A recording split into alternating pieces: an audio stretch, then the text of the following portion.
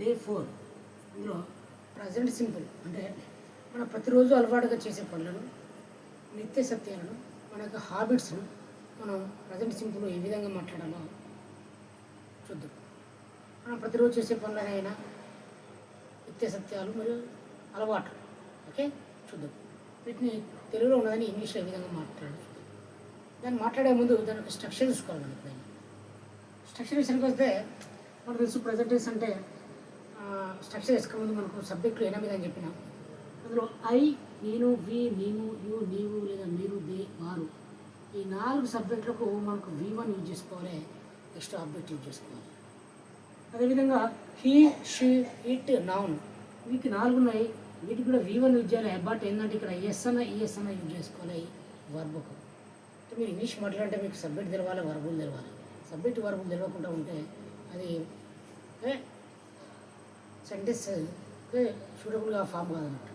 So ఇక్కడ object use చేయాలి. అంటే ఒకవేళ నెగిటివ్గా చూసుకుంటే డోంట్ లేదా డజంట్. డోంట్ అనేది ఐవీకు ఇక్కడ ఎస్ఆర్ ఎస్ వచ్చినప్పుడు డజ్ వస్తుంది. ఇది నెగిటివ్ ఫామ్లో చూసుకోవాలి. సో ఈ విధంగా మనం ప్రజెంట్ టెన్స్లో ప్రజెంట్ సింపుల్లో మనకు అలవాట్లను, నిత్య సత్యాలను, ఓకే, ప్రతిరోజు చేసే పనులను ఈ టెన్స్లో చెప్పాలి. కొన్ని తెలుగులో వాటిని ఇంగ్లీష్లో ఏ విధంగా మాట్లాడుకోవచ్చు చూద్దాం. ఎందుకంటే ముందు ఇంకొకటి ఏంటంటే కీవర్డ్స్ చూసుకోవాలి. ఇక్కడ మాట్లాడంటే మనం కీవర్డ్స్ విషయానికి వస్తే ఎవ్రీ అంటే every day, every Sunday, every week, every month, every year, every వచ్చిన next daily, regularly, always, usually, ఈ విధంగా మనం కీవర్డ్స్ యూజ్ చేసుకోవచ్చు. ఇవన్నీ హ్యాబిట్స్ అండ్ డైలీ యాక్షన్ కింద రావడం జరుగుతుంది. ఉదాహరణ చూసుకుందాం. నేను ప్రతిరోజు ఇంగ్లీష్ నేర్చుకుంటాను. ప్రతిరోజు నేను ఇంగ్లీష్ నేర్చుకుంటాను. ఇది మనం ఇంగ్లీష్లో ఏ విధంగా మాట్లాడాలి. ఐ లెర్న్ ఇంగ్లీష్ ప్రతిరోజు అంటే ఎవ్రీడే మనం కూడా యాడ్ చేసుకోవచ్చు. ఐ లెర్న్ ఇంగ్లీష్, నేను ప్రతిరోజు ఇంగ్లీష్ నేర్చుకుంటాను అంటే ఐ లెర్న్ ఇంగ్లీష్. ఇందులో నేను ఇంగ్లీష్ నేర్చుకుంటానా ప్రతిరోజు అని ప్రశ్నించాలంటే do I learn English, do form వస్తుంది. డూ ఒకటి ముందు ఆడేస్తే I learn English, do I learn English, నేను ప్రతిరోజు ఇంగ్లీష్ నేర్చుకుంటున్నా. ఐ డోంట్ లెర్న్ ఇంగ్లీష్, నేను ఇంగ్లీష్ నేర్చుకుంటలేను. ఐ డోంట్, డూకు నెగిటివ్ ఫామ్ వస్తుంది.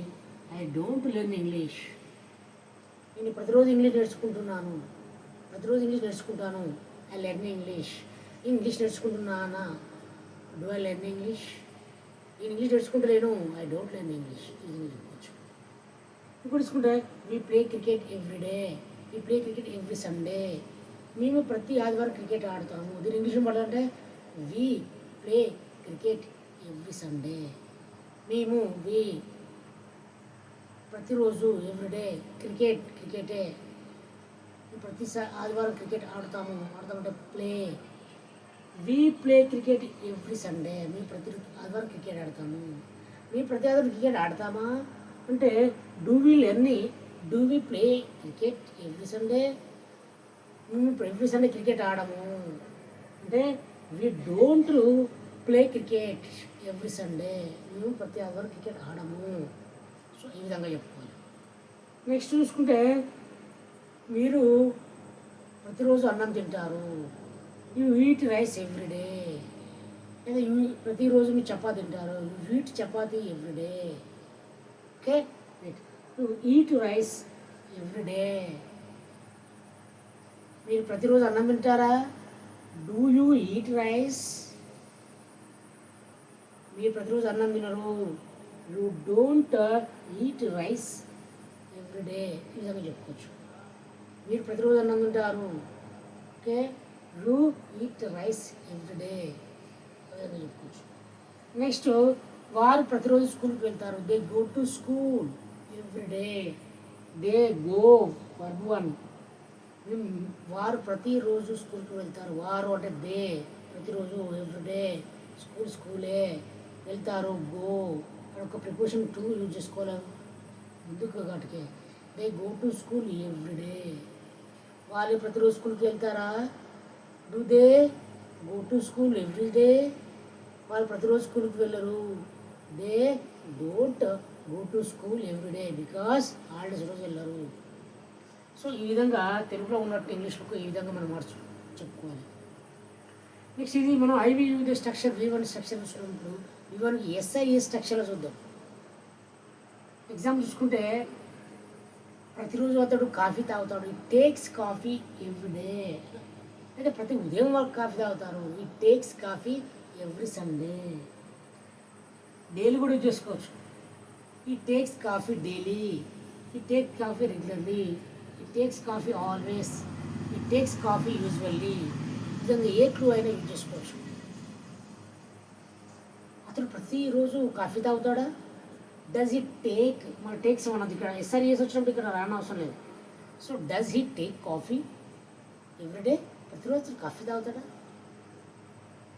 నో, అతను ప్రతిరోజు కాఫీ తాగుడు. It doesn't take coffee everyday. It doesn't take coffee everyday. Next చూసుకుందాం. ఆమె ప్రతిరోజు టీవీ చూస్తుంది. She watches TV everyday. ఆమె ప్రతిరోజు టీవీ చూస్తుంది. ఆమె అంటే షీ, ప్రతిరోజు అంటే ఎవ్రీడే, చూస్తుందంటే వాచ్, టీవీ అంటే TV. She watches TV every day. ప్రతిరోజు ఆమె టీవీ చూస్తుందా? Does she watch TV everyday అని చెప్పుకోవచ్చు. ఆమె ప్రతిరోజు టీవీ చూడదు. She doesn't watch TV everyday, usually, regularly చెప్పుకోవచ్చు.